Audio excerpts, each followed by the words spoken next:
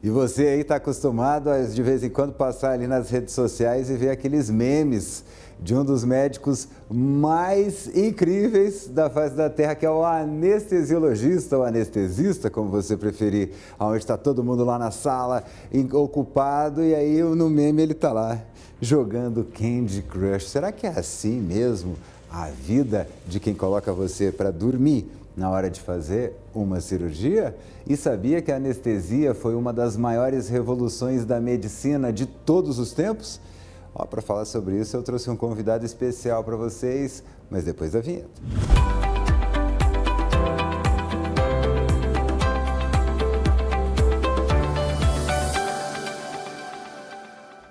E eu já estou aqui com o anestesiologista Leonardo Neves. Ele que já tem 12 anos de profissão e ele vai saber dizer aqui pra gente se essa história é verdade ou é só meme de internet mesmo. É verdade, Zé Otávio.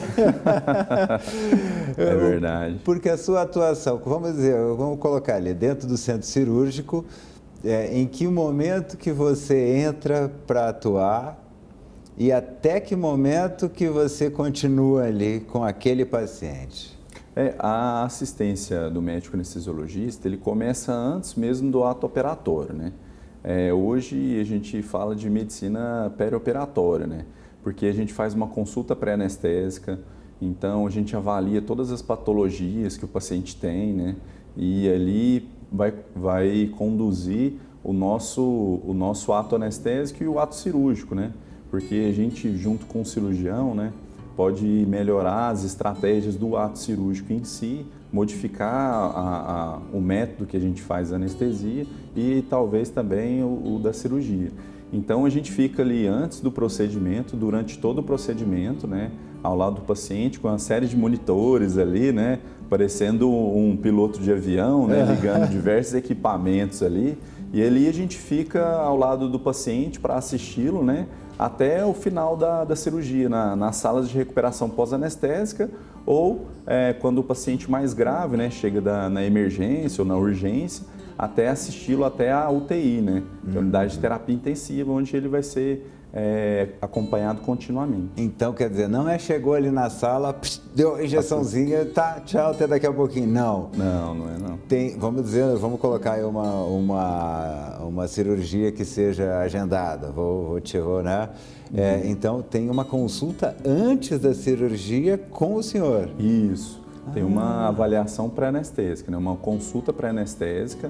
Ali a gente faz um escopo de todas as medicações que o paciente faz uso. Algumas tem que suspender antes do ato cirúrgico, porque ela pode atrapalhar também na cicatrização, pode dar náusea e vômito no pós-operatório, pode dar tremor no pós-operatório.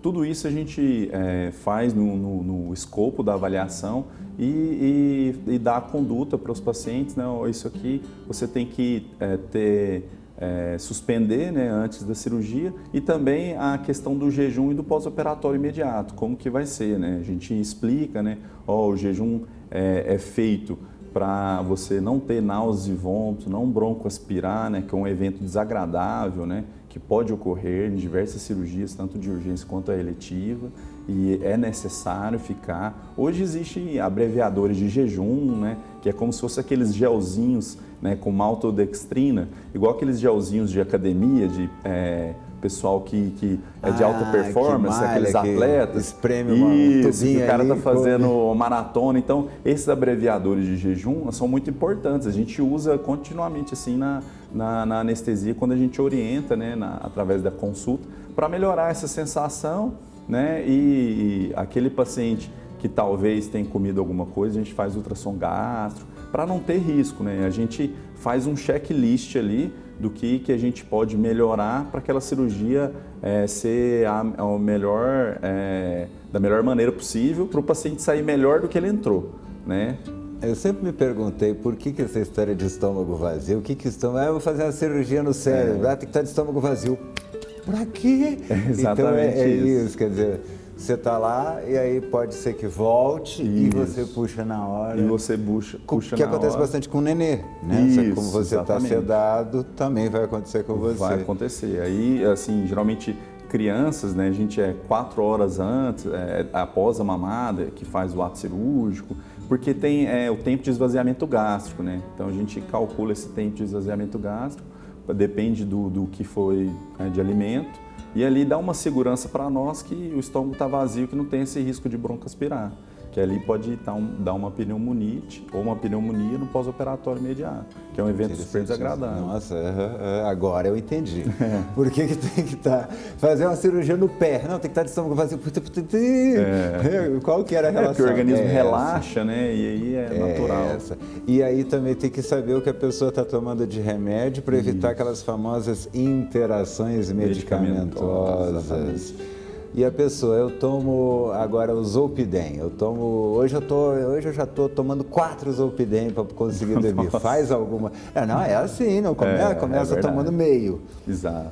6 meses depois a pessoa não consegue dormir com 2. Não, e você sabia, Zé Otávio, assim, que no Brasil, de maneira geral, assim, no Brasil, na América Latina, tem muita dependência de hipnótico, principalmente de benzodiazepínicos, né? É o famoso Rivotril, clonazepam, vou tomar um bromazepam, um clonazepam.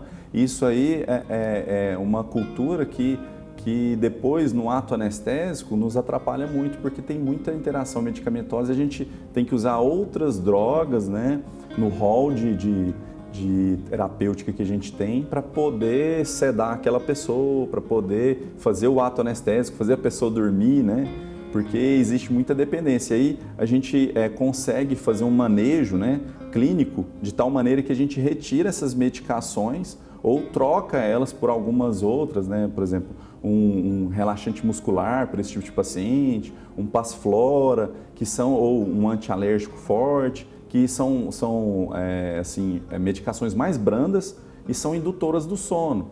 Então, é um sono mais próximo do fisiológico. E aí consegue, no dia da cirurgia, fazer tranquilo, sem ter nenhuma interação medicamentosa. Eu lembro que eu trabalhava de madrugada uma época e tinha que entrar 1h da manhã. Nossa. E aí o pessoal disse, acostuma não.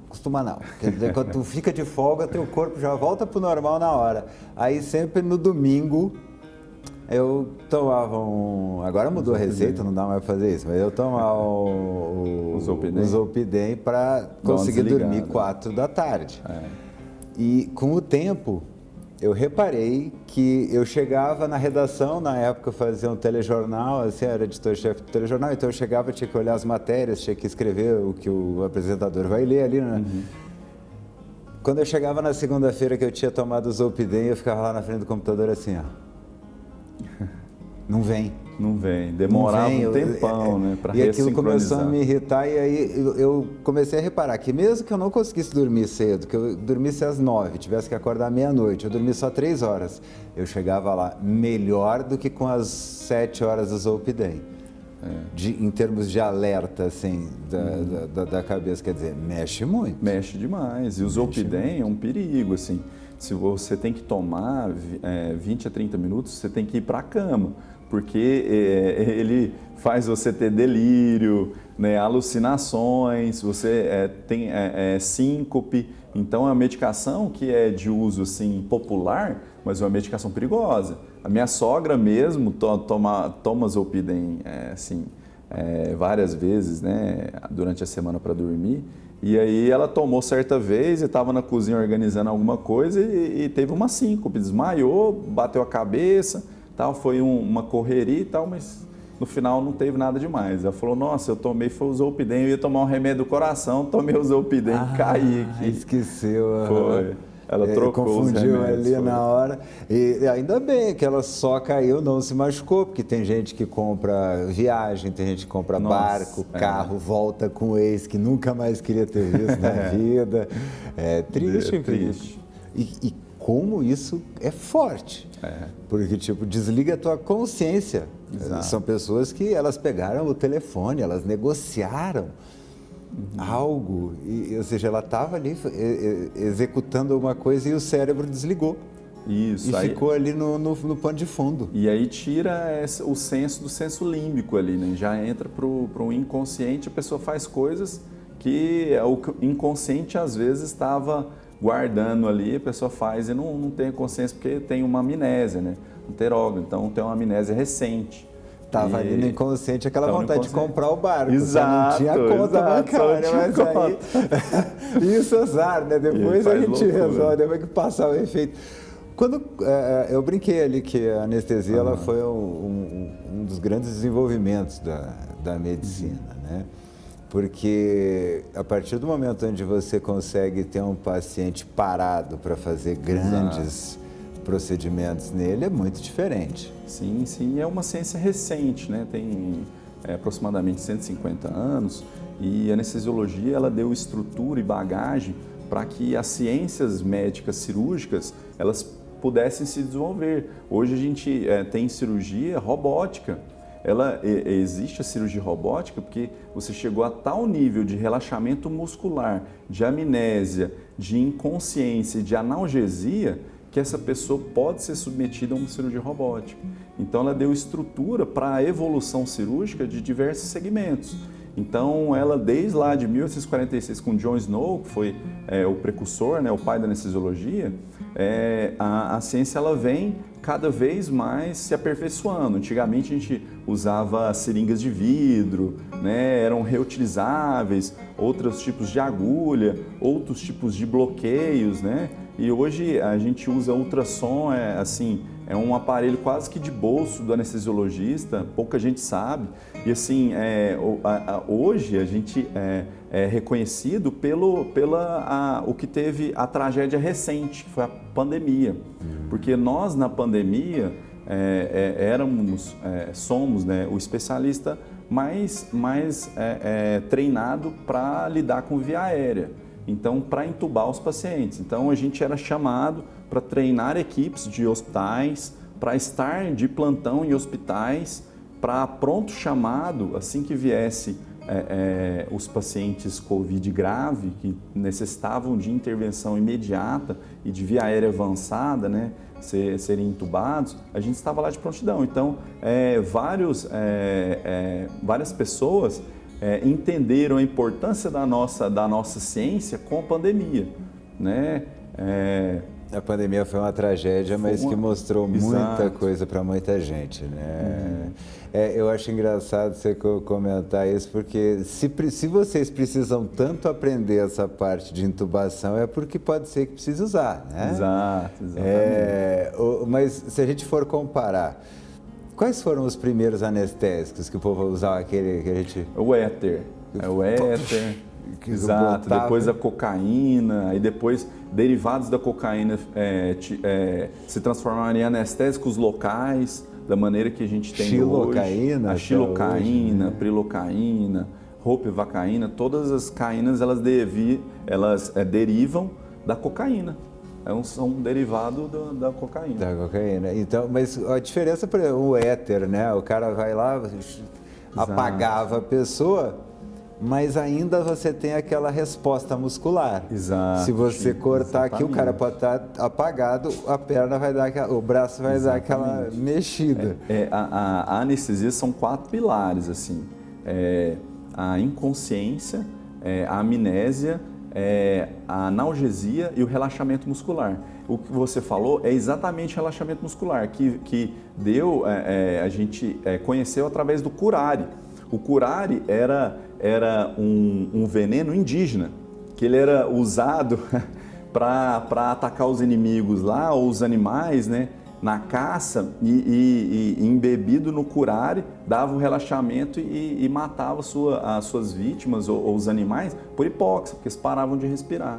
Relaxa tanto que para por um período. Então o curare foi estudado e viu-se, isso aqui vai ser aplicado juntamente com outras drogas. Por exemplo, a gente estava falando do éter, né, que foi o precursor dos gases halogenados que a gente usa, né, para induzir a amnésia, a inconsciência, né, a hipnose.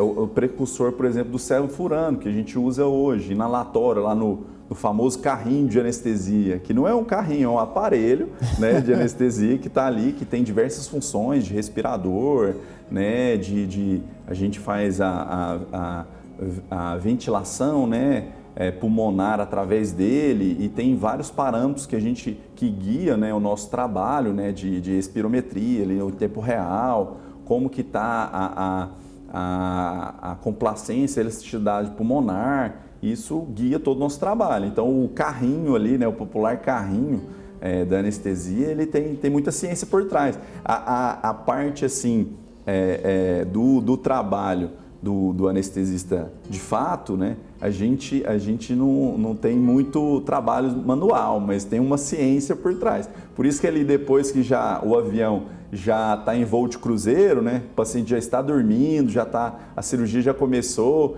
aí o anestesista fica tranquilo e vai... pode jogar o Candy Crush, pode mexer no celular, pode fazer outras coisas, mas sempre de olho no monitor ali. Então quer dizer que pode haver um relaxamento tão grande do corpo que o diafragma, né, esse músculo que ele também não respire mais. Não respira, o aparelho faz a respiração por ele. Então esse é o nível de relaxamento, porque a gente dorme, pode estar no sono mais profundo, o pulmão está lá funcionando. Então quando... A gente tira todos os reflexos orgânicos e naturais do corpo através dessas drogas, né? A gente faz uma anestesia geral balanceada, né? Hoje a gente fala esse termo balanceada porque a gente faz alguns anestésicos venosos, além do anestésico inalatório, para dar essa composição de dar o relaxamento de tal grau que até os reflexos, né, eles são atenuados. Então a gente tem um controle disso, tem um tempo de ação de cada droga, e a gente monitoriza isso ao longo do ato cirúrgico.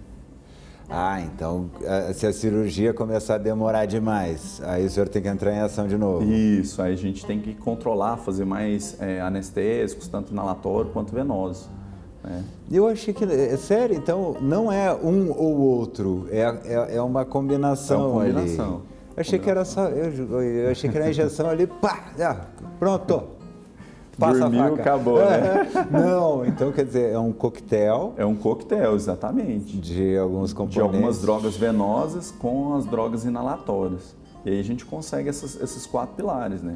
Que é a amnésia, hipnose, relaxamento muscular e analgesia. O paciente fica sem dor, fica com hipnose, fica dormindo o tempo inteiro, tem amnésia, não lembra do ato. Então, isso hoje tem aparelhos, Otávio, que a gente monitoriza o sono do paciente. Tem um aparelho que a gente coloca na testa, se chama BIS, que é uma monitorização bispectral. O que ele faz? Ele faz igual um eletroencefalograma. Ele faz um eletroencefalograma assim, contínuo, e a gente vai monitorizando o sono do paciente. Até hoje isso a gente tem a monitorização. E a gente faz isso porque alguns anestésicos eles são mais brandos assim, e aí pode dar inconsciência intraoperatória. A gente faz essa monitorização para não ter. Então até isso a gente tem hoje, então evoluiu demais. Quer dizer, essa miniaturização dos equipamentos é maravilhosa. Nossa, né? Demais. Há 20 anos atrás, para você fazer esse acompanhamento, era uma máquina enorme. Hoje você coloca ali, né, quase com a tiara na testa.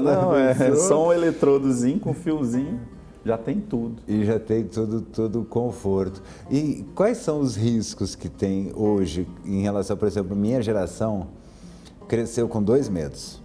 Da AIDS, por causa do Cazuza e do Freddie Mercury, Sim. E da anestesia, por causa de uma mulher chamada Clara Nunes.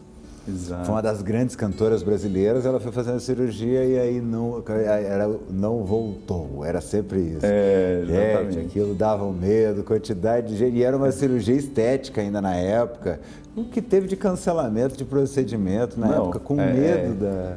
É maravilhoso você tocar nesse assunto, assim, e eu adoro, porque eu tenho até um canal, né, que chama Anestesia Sem Medo, porque o medo é inerente, né? A gente tem o medo inato, né, e o medo condicionado. O que é isso? O medo inato, por exemplo, dá um barulho de uma ambulância, você já olha alerta. Dá um barulho, por exemplo, de um tiro, de um disparo, você já também fica alerta. Esse medo é o medo inato. Mas existe o medo condicionado. O que acontece? Aquele medo quando você vai no médico, aí você vê alguém de jaleco branco, já fica com a mão fria, já fica assim assustado, meu Deus. Porque esse medo condicionado é um medo que ele foi trabalhado na nossa existência, né, ao longo dos anos, desde a nossa infância até a nossa vida adulta, que certas coisas teriam algum dano, algum mal. Então, o que eu falo também nesse canal, né, que é um canal de humor, mas de informação também, que a gente tem que tratar isso aí como se fosse uma programação neurolinguística. Então, quanto mais informação você tiver, quanto mais conhecimento você tiver, menos medo você vai ter. E antigamente, igual eu falei, é uma ciência recente, em 150 anos aproximadamente. E nessa época, muitos outros colegas que não eram anestesiologistas faziam um ato anestésico. Então não tinham toda a formação, né, porque o anestesista, entenda, ele entende de medicina de urgência, ele entende de medicina intensiva, inclusive a medicina intensiva nasceu das salas de recuperação pós-anestésica, em 1978, que ali viu-se que precisava de uma assistência mais individualizada daqueles pacientes cirúrgicos de cirurgia de grande porte. Então, é uma ciência que deriva da anestesiologia à medicina intensiva. A medicina de urgência também tem um braço ali na anestesiologia. A gente que deu toda a bagagem da medicina de urgência. E, por exemplo, tanto que na Europa, nos Estados Unidos, você tem uma formação completa e você tem as 3 especialidades. Você é médico de urgência, você é anestesiologista e médico intensivista. Na Europa é assim, são as 3 especialidades numa só. Então, já integrado essas 3 coisas. E esse medo é um medo comum que você falou. Por quê? Porque antigamente, por exemplo, nas cirurgias cardíacas, era um cardiologista clínico que fazia o ato anestésico. Que ele fazia a intubação do paciente, ficava monitorizando com outro cardiologista e junto com um perfusionista, que é um biomédico, que ficava ali fazendo a circulação extracorpórea e fazendo um ato anestésico. Então, como formulou hoje a nossa especialidade, nós entendemos tanto de medicina de emergência, de medicina intensiva, de cardiologia, de clínica médica. Então, tem várias subespecialidades que está dentro da nossa especialidade e do nosso rol de competências. Medicina da dor, então várias outras subespecialidades está ali dentro da formação do anestesista hoje. Então ele sabe todo esse background dessas especialidades, tem vivência com isso. Ele quando a gente faz a consulta pré-anestésica, a gente avalia todos esses parâmetros, né? Porque é um médico clínico, como se fosse, o anestesiologista é como se fosse um médico clínico que faz pequenos procedimentos e acompanha a cirurgia. Então, doutor, quando a pessoa chega e você não tem nenhuma informação sobre ela, chegou ali todo estrupiado, atropelado de moto, faz como? É bem difícil mesmo, essa situação, assim,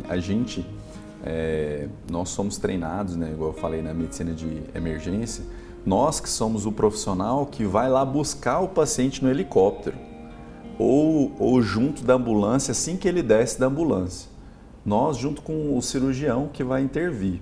Porque a gente estabiliza o paciente para ele poder ser transportado até o centro cirúrgico e ali a gente faz já a intervenção. Então, o que tiver que a gente intervir ali nesse primeiro momento, fazer um volume sanguíneo ou um volume ali de soro, né? A gente faz. Tem que trocar, às vezes, o tubo endotraqueal, pegar um acesso central, pegar uma pressão arterial invasiva para maior monitorização e controle do paciente. A gente estabiliza o paciente, já colhe exames, né, para o laboratório, para a gente ter uma prévia, já que a gente não tem uma história pregressa, né, do que aconteceu, a gente fica ali como se fosse o líder da equipe mesmo. A gente recebe o paciente, fala, ó, cirurgião, porque tem cirurgias, né? Eu trabalhei no Hospital de Urgência de Goiânia, muito tempo, o hospital, o UGOL também, trabalhei no UG e no UGOL. Então, lá a gente recebia muitos pacientes politraumatizados. Então tinha que entrar muitas vezes 2 equipes cirúrgicas. E a gente que falava qual que era a prioridade. Entra a equipe de cirurgia geral, tem que tirar o baço do paciente, depois de controle e estabilidade hemodinâmica, pode entrar a cirurgia da ortopedia, porque a cirurgia da ortopedia sangra menos, tem menos risco do que a cirurgia geral e tem menos contaminação. Então, a gente que faz esse controle, essa liderança no ato cirúrgico. Então, a gente pega e fala, as prioridades é a equipe de cirurgia geral, às vezes de ortopedia, a neurocirurgia vai entrar, então as outras ficam para depois, porque o cérebro é um dos órgãos nobres, né? Nobres que a gente tem no nosso corpo. Então, o cérebro, coração, rins, né? São os órgãos nobres, né? Que a gente não vive sem eles. Né? Precisa preservar. E aí, o que acontece? A gente que administra isso. Então, teve pacientes, né, que chegou lá no GOL de helicóptero, né?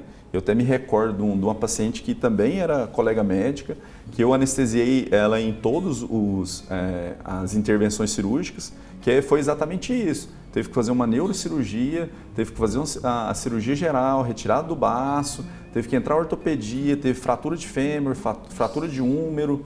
Então, assim, muito difícil a situação, né? E ali a gente dá toda a dinâmica e já colhe os exames, já pede sangue, plasma, todo o volume que o paciente vai precisar, já pede vaga de UTI, já fala como que está a situação do paciente para o colega que vai receber na unidade de terapia intensiva se preparar para receber esse doente, já colocar as drogas vasoativas que vai manter a pressão ali do paciente durante o seu acompanhamento e manter a vitalidade dele. Então, o médico anestesiologista que exerce essa função. Então, é uma função muito importante, né? Sim.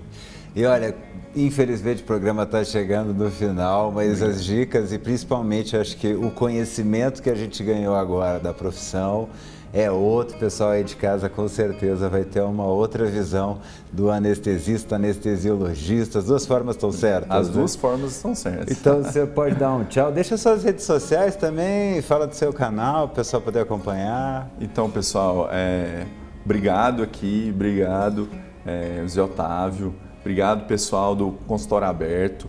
Foi assim, muito bem recebido aqui por vocês, tem uma estrutura fantástica aqui, eu fico muito honrado aqui de poder participar de alguma maneira, falar da minha profissão, da minha área de competência aqui, que eu tenho muita paixão e muito orgulho de exercer, né? Que cada dia mais as pessoas conheçam sobre a nossa especialidade, né? Se informem, saibam da importância que é. E se você que está em casa e quiser me seguir nas redes sociais, Dr. Leonardo Neves 1, e eu tenho um canal sobre anestesia, chama Anestesia Sem Medo, e eu tenho um podcast, chama Sevocast, né, que é justamente focado para nós, anestesiologistas, e sobre a nossa realidade, que é muito legal também. Maravilha, muito obrigado pela sua presença. E você aí de casa, eu te espero no próximo programa. E um beijo bem grande, hein? Sem anestesia.